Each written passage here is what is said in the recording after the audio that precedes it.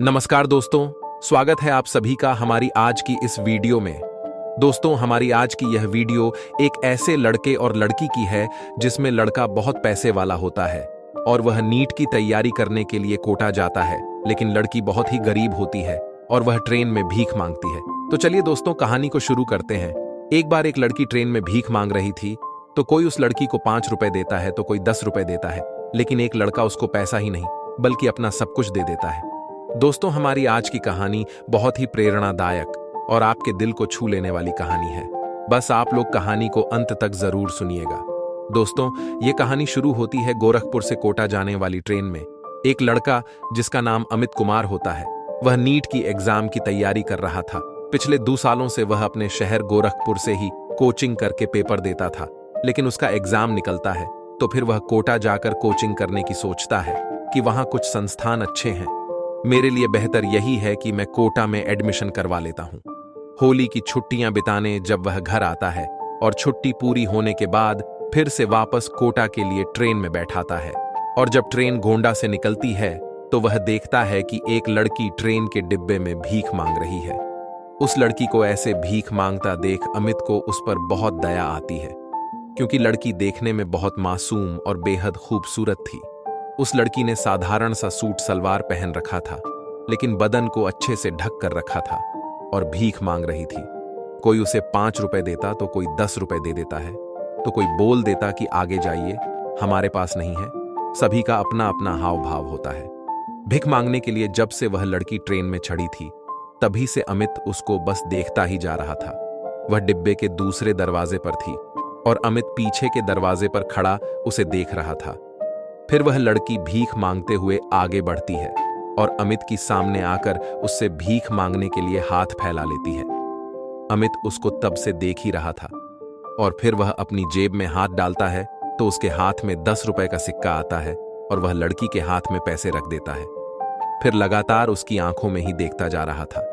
लड़की को भी अब थोड़ा थोड़ा अमित पर शक होने लगता है, क्योंकि वह काफी देर से बस उसे ही देखे जा रहा था। वह जब भी उसकी तरफ देखती तो उसकी निगाह उस पर टिकी थी, लेकिन प्रिया के लिए यह कोई नई बात नहीं थी। दोस्तों, उस लड़की का नाम प्रिया होता है। उसके लिए यह कोई नई बात नहीं थी, क्योंकि वह बहुत खूबसूरत लड़की थी, तो लड़के उसे देखते रहते थे, लेकिन वह फिर भी अपनी नजर नीचे करके आगे निकल जाती है।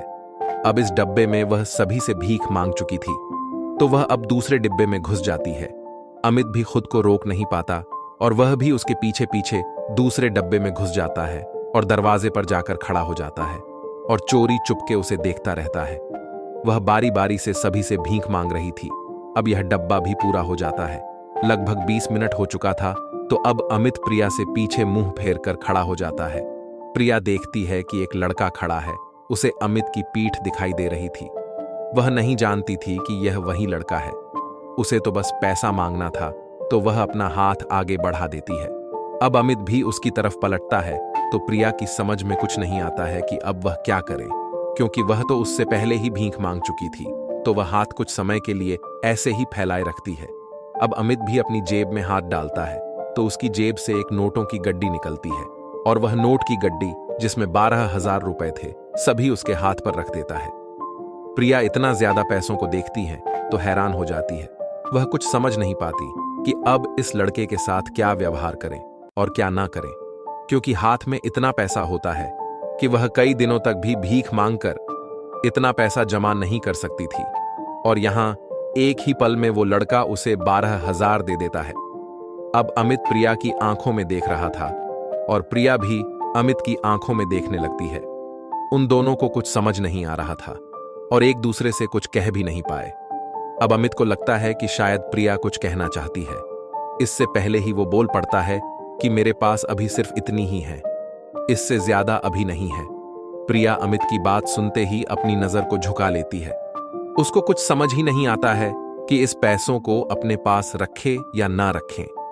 अमित भी अब वहां थोड़ा असहाय महसूस करने लगा था, तो फिर वहां से चला जाता है और अपनी सीट पर जाकर बैठ जाता है। अब प्रिया अगले स्टेशन पर उतर जाती है, क्योंकि उसको भी कुछ समझ नहीं आता कि उसके साथ में क्या हुआ है। आज तक उसे किसी ने इतनी ज्यादा पैसे नहीं दिए थे। अगर सबसे ज्यादा जो उसे पैसे मिले था वह 200 मिले थे, और अब एक बार में 12,000 मिल जाना। प्रिया के लिए बहुत बड़ी बात थी। अमित कुमार अच्छे परिवार से था। उसके लिए 12,000 की रकम कोई मायने नहीं रखती थी, क्योंकि उसके पिता के 2 ईंट के भट्टे थे और 60-70 बीघा जमीन भी थी। इसलिए ही वह बड़ी आसानी से नीट की तैयारी कर रहा था। वह सोचता था कि पहले देख लेते हैं, अगर नंबर आ जाएगा तो सरकारी कॉलेज मिल जाएगा, नहीं तो प्राइवेट कॉलेज से भी डॉक्टर की पढ़ाई कर लूंगा। इतना पैसा उसके पिताजी लगाने के लिए तैयार थे। दोस्तों, अमित अपनी सीट पर बैठा हुआ था और अब उसके पास कुछ ज्यादा पैसे नहीं बचे थे। मतलब कैश तो अब खत्म हो ही चुका था, क्योंकि जो पैसे थे सभी वह उस लड़की को दे चुका था। लेकिन बैंक अकाउंट एटीएम में काफी पैसा था, तो उसको जरा सा एहसास होता है, यार ये मैंने क्या पागलपन कर दिया है। और कुछ देर तक तो ऐसे ही सोचता रहता है। अब अगले स्टेशन पर ट्रेन रुकती है तो नीचे उतरता है और दूसरे डिब्बे में जाकर देखा है कि वह लड़की अभी भी भीख मांग रही है। क्या? लेकिन वह लड़की उसको दिखाई नहीं देती है। फिर उसको लगता है कि शायद वह पहले स्टेशन पर ही उतर गई होगी। और फिर अमित कोटा पहुंच जाता है और अपनी पढ़ाई स्टार्ट करता है। कुछ दिन ऐसे ही बीत जाते हैं, लेकिन एक रात सपने में वह उसे लड़की को देखा है। सपना कुछ ऐसा था कि जैसे वह लड़की उससे कुछ कहना चाहती है और उसे अपने पास बुला रही है। उसको महसूस होता है कि शायद वह मेरा इंतजार कर रही है। फिर उसकी आंखें खुल जाती हैं और वह उठकर बैठ जाता है और वह बहुत ज्यादा बेचैन हो गया था।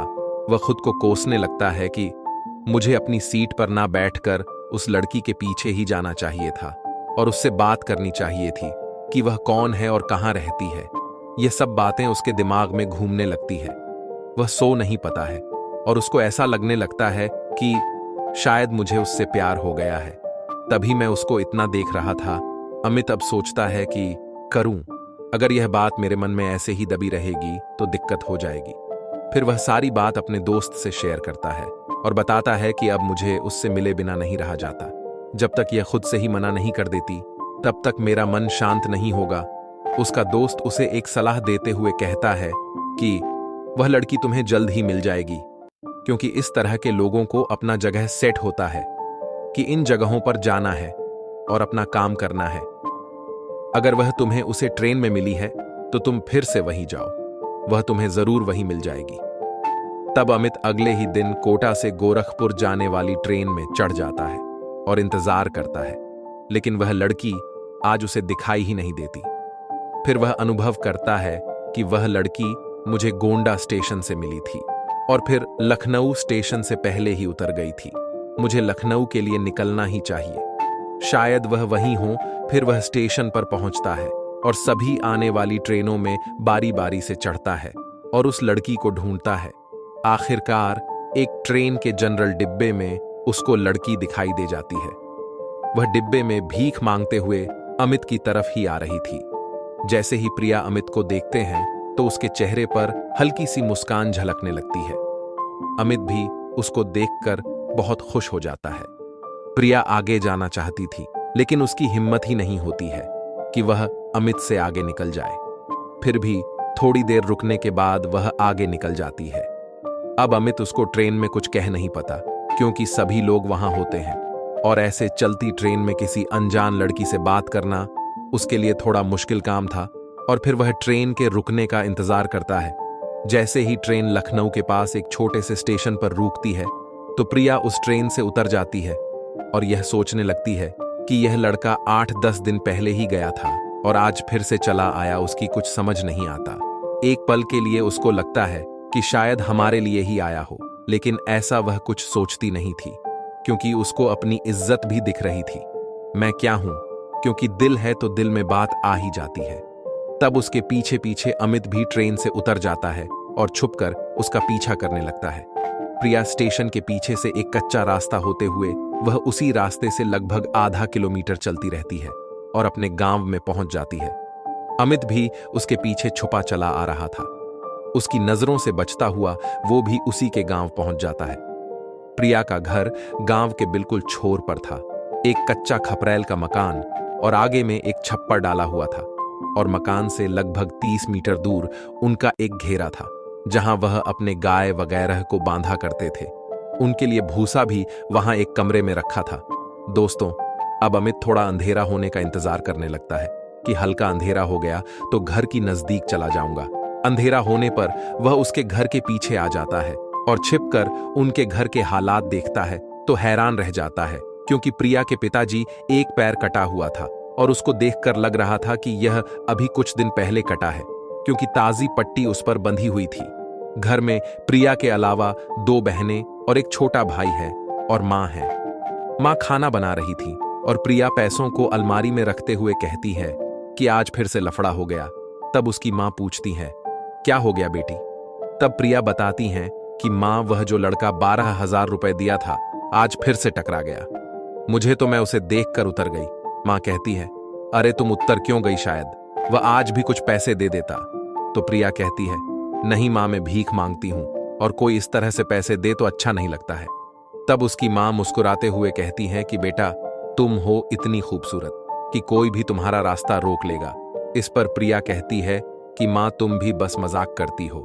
फिर प्रिया घर का थोड़ा बहुत काम करती है और एक बाल्टी में जो बचा कुछ खाना होता है उसको लेकर घारी अर्थात जहां पशु बांधे जाते हैं वहां जाने लगती है, जहां गाय बंधी हुई थी। अमित भी मौका पाकर उसके पीछे घर में पहुंच जाता है। अब प्रिया गाय को वह बचा हुआ खाना डाल देती है और गाय को प्यार से सहलाने लगती है। तभी उसको महसूस होता है कि शायद यहां कोई है। फिर वह इधर उधर देखने लगती है। उसके पास एक टॉर्च होती है। जब वह टॉर्च को ऑन करके ढूंढना शुरू करती है तो वह अमित को देखकर चिल्ला देती है। वह डर जाती है कि आखिर यह इतनी रात में कैसे और क्यों आया है। उसको चिल्लाता देखा अमित उसके मुंह पर हाथ रख देता है और धीमी आवाज में बोलता है कि चिल्ला क्यों रही हो? मैं तो बस तुमसे मिलने आया था, तुम्हें देखने के लिए आया था। अमित ने एक हाथ उसके मुंह पर रखा था और दूसरे हाथ से उसको पकड़ रखा था। अब अमित और प्रिया दोनों एक दूसरे को देखते रहते हैं। अब प्रिया खुद को छुड़ाने की कोशिश करती है तो अमित उसको छोड़ते हुए कहता है कि अगर तुम्हें मुझे इतना ही डर लग रहा है तो ठीक है, मैं वापस जा रहा हूं। और अमित प्रिया को छोड़ देता है। प्रिया उससे थोड़ा दूर जाकर खड़ी हो जाती है। उसे वह देखने लगती है और कहती है कि क्या तुम सचमुच मुझसे मिलने और मुझे देखने के लिए आए हो? इस पर अमित कहता है कि तुम्हें क्या लगता है कि मेरे यहां आने का कोई दूसरा काम भी है? मैंने जब से तुम्हें देखा है तब से बेचैन हो गया हूं। ना तो पढ़ाई में मन लगता है, ना किसी काम में, और बस तुम्हें ढूंढता हुआ चला आया। प्रिया कुछ नहीं बोलती है, बस उसे सुन रही थी और देखे जा रही थी। तो अमित कहता है कि शायद तुम्हें मेरा यहां आना अच्छा नहीं लगा। ठीक है, अब मैं वापस जा रहा हूं और सुबह तुम्हारा स्टेशन पर इंतजार करूंगा तुम्हें देखने के लिए। तुम भले ही मुझे मत देखना, लेकिन तुम मुझे तो रोक नहीं सकती हो देखने से। यह कहकर अमित वहां से जाने लगता है। उसको जाता देख प्रिया धीमी आवाज में बोलती है, सुनिए अमित। प्रिया की आवाज सुनकर रुकता है तो प्रिया कहती है कि अब आप रात में कहां भटकते रहेंगे? आप चाहे तो यहां भी रख सकते हैं। काफी रात हो चुकी है, स्टेशन पर खाना वगैरह भी नहीं मिलेगा। फिर वह एक चारपाई डालती है और अमित से कहती है कि आप यहां आराम कर लो, जब सभी सो जाएंगे तो मैं आपके लिए खाना ले आऊंगी। प्रिया की यह बात सुनकर अमित की खुशी का कोई ठिकाना नहीं था। वह उसको लेकर बहुत दूर तक सोचने लगता है। जब वह घर आती है तो माँ रोटियां बना रही थीं। तब वह माँ से कहती कि माँ, अब आप खाना खा लो, मैं रोटी में बना दूंगी, क्योंकि वह चाहती थी कि सभी लोग जल्दी से रोटी खा लेंगे तो जल्दी सो जाएंगे। फिर जब सभी सो जाते हैं तब प्रिया एक थाली में 4 रोटी और अचार रखकर दबे पांव से घारी में चली जाती है। अमित चारपाई पर लेटा हुआ था। प्रिया को आते देख बैठ जाता है। प्रिया उसको खाना देकर नीचे बैठ जाती है तो अमित कहता है कि तुम पहले तो ऊपर बैठो। तो प्रिया कहती है कि नहीं, मैं यहीं पर ठीक हूं, आप खाना खा लो, पता नहीं कब से भूखे हैं। फिर अमित हाथों को धोता है और रोटी का टुकड़ा पहले प्रिया की तरफ बढ़ाता है। प्रिया कहती है कि आप खा लीजिए, मैंने तो खा लिया है। अमित कहता है कि नहीं, मैं अच्छे से जानता हूं कि तुमने भी अभी तक खाना नहीं खाया है, तुम्हें देखकर ही लग रहा है कि तुम भी भूखी हो। फिर अमित प्रिया को भी खिलाता है और खुद भी खा लेता है। दोनों खाने के बाद बातचीत करते हैं तो अमित पूछता है कि तुम कब से यह काम कर रही हो? तो प्रिया कहती है कि मेरे पापा पहले मजदूरी करते थे, लेकिन एक दुर्घटना में उनका पैर खराब हो गया और डॉक्टर को उस पैर को काटना पड़ा, तो अब वह काम नहीं कर पाते हैं। और जो जमा किया वह पैसा था, वह सब दवाइयां में खर्च हो गया, तो मुझे मजबूरी में अपने घर का खर्च चलाने के लिए भीख मांगना पड़ा और इससे बेहतर मुझे और कोई काम नजर नहीं आया। समय से अपने घर आ जाती हूँ। लोग थोड़ा गलत निगाह से देखते हैं, लेकिन मुझे अपने परिवार को देखना है और पिताजी का पैर भी अभी तक सही नहीं हुआ है। उनके पैर की दवाइयां चल रही हैं। खर्चा ज्यादा है। बोलने को तो लोग बहुत कुछ बोलते हैं, लेकिन मदद उसी की करते हैं जहां से पैसा वापस आने की उम्मीद भी है। तब अमित अपने बारे में सब कुछ बताता है कि मैं ऐसे ऐसे चीज की तैयारी कर रहा हूं। दोनों एक दूसरे को अपने बारे में जानकारी देते हैं और बात करते करते सुबह के 3:30 बज जाते हैं। तब प्रिया कहती है कि सवेरा हो गया है, अब तुम स्टेशन चलो, मैं तुम्हें वहां तक छोड़ आऊंगी। अमित कहता है कि नहीं, मैं खुद ही चला जाऊंगा, लेकिन प्रिया नहीं मानी और वह उसे स्टेशन पर छोड़ने के लिए आ जाती है, क्योंकि अमित की एक ही शर्त थी कि वह वहां से तभी जाएगा जब वह कल रात फिर से आएगा, और दिन में वह होटल में रुक जाता है। प्रिया घर जाकर सो जाती है और भीख मांगने के लिए भी नहीं जाती है। तो मां कहती कि बेटा, आज तुम गई क्यों नहीं, ऐसे कैसे काम चलेगा। तो प्रिया कहती है कि आज मेरी तबीयत कुछ ठीक नहीं है, क्योंकि अमित ने उसे सख्त मना किया था कि तुम्हें अब भीख मांगने की कोई जरूरत नहीं है। वह दोनों मन ही मन एक दूसरे को प्यार करने लगे थे। तो अमित कहता है कि तुम्हारा परिवार अब मेरा भी परिवार है। रात होती है और अमित घर में आ जाता है। प्रिया ने आज खुद खाना अपने हाथ से बनाया था और सभी के सो जाने पर वह घारी में पहुंच जाती है। दोनों साथ बैठकर खाना खाते हैं और बातचीत करते हैं। दोनों के मन में कोई भी ऐसा गलत भाव पैदा नहीं हुआ। ना अमित ऐसी कोई हरकत करता है ना प्रिया, क्योंकि दोनों का प्रेम सच्चा था। बस ऐसे ही बातें करते रहते। अब सुबह होते ही अमित वापस होटल चला जाता है और यह सिलसिला लगभग 3 दिन तक चलता रहता है। वह दिन में होटल पर खाना खा लेता है और रात में तो प्रिया उसे खाना खिला ही देती है। अब चौथा दिन जब आता है तो प्रिया की मां को थोड़ा शक होने लगता है कि प्रिया अब मांगने नहीं जा रही है। उसकी मां उस पर नजर रखने लगती है कि आखिर उनकी लड़की क्या काम कर रही है। वह आज रात सोई नहीं और जैसे ही प्रिया खाना लेकर जाती है तो वह भी उसके पीछे चली जाती है और छिपकर दोनों को देखने लगती है। वह देखते हैं कि दोनों बैठकर एक दूसरे को खाना खिला रहे हैं। तब प्रिया की मां उनके पास पहुंच जाती है और बोलती है कि क्या हो रहा है। अमित प्रिया की मां को देखकर थोड़ा डर जाता है और प्रिया भी घबरा जाती है। फिर भी प्रिया थोड़ा हिम्मत करती है और बताती है कि मां, यह वही लड़का है जो हमें 12,000 रुपए दिया था। यह बात सुनकर मां थोड़ा चुप हो जाती है, क्योंकि उनके घर में अक्सर अमित के बारे में बातचीत होती रहती थी। प्रिया हमेशा उसकी तारीफें करती रहती थी कि लड़का बहुत अच्छा है। तब प्रिया अपनी मां से सारी बातें बता देती है और फिर अमित भी आगे बढ़ता है और कहता है कि मां, मैं प्रिया से शादी करना चाहता हूं, और वह अपने बारे में सारी जानकारी देता है।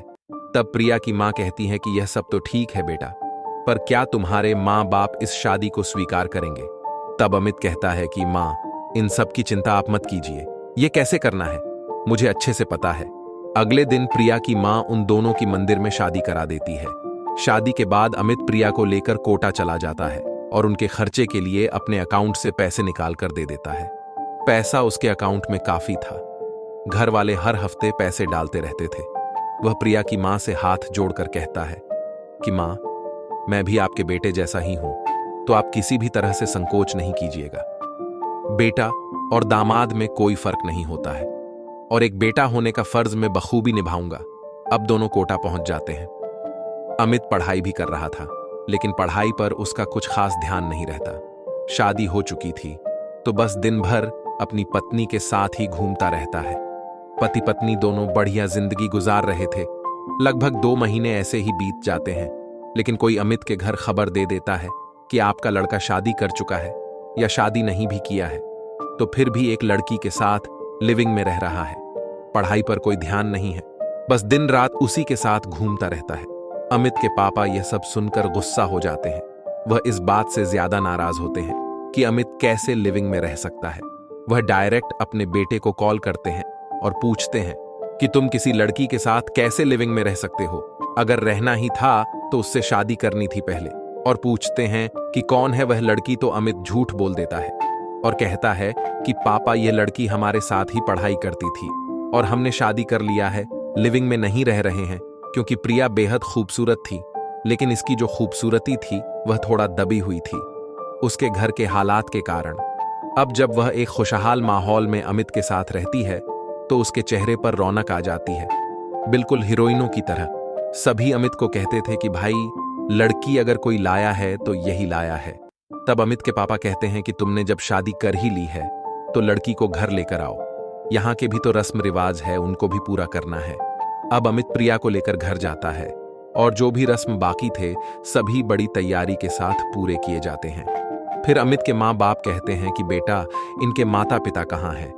तब अमित कहता है कि पापा, वह अभी नाराज हैं, धीरे धीरे मैं आप लोगों को उनसे मिलवा दूंगा। वह ऐसा इसीलिए बोल देता है कि अगर अभी इन लोगों को सच बता दिया तो यह लोग बहुत गुस्सा होंगे और दिक्कत पैदा करेंगे। और फिर अपनी पत्नी यानी प्रिया को समझता है कि तुम इन सभी लोगों की इतनी सेवा करो, इतना इन लोगों का दिल जीत लो कि यह सभी लोग तुमसे खुश हो जाएं और जी जान से तुम्हें मानने लगे। और होता भी कुछ ऐसा ही है।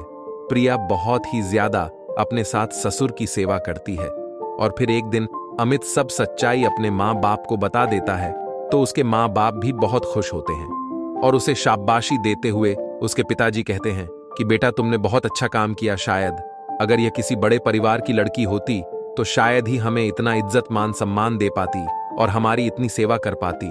और बेटा, पैसे तो आते जाते रहते हैं, लेकिन मान सम्मान, सेवा सत्कार पैसों से बढ़कर है। फिर अमित के माँ बाप प्रिया के माता पिता से मिलने जाते हैं और उन्हें भी अपने साथ घर ले आते हैं। और अब प्रिया के पिताजी अमित के पिताजी के भट्ठे पर बैठकर सारा हिसाब किताब का काम संभालने लगते हैं और सभी एक दूसरे से साथ मिलजुल कर प्यार से रहने लगते हैं। दोस्तों, अमित कुमार के बारे में आपकी क्या राय है, कमेंट करके जरूर बताइए। और अगर हमारी वीडियो आप सभी लोगों को पसंद आई हो तो हमारे चैनल को सब्सक्राइब कर लीजिए। मिलते हैं अगली वीडियो में किसी नई कहानी के साथ। तब तक के लिए सदैव प्रसन्न रहिए। जो प्राप्त है वही पर्याप्त है, जिसका मन मस्त है उसके पास समस्त है।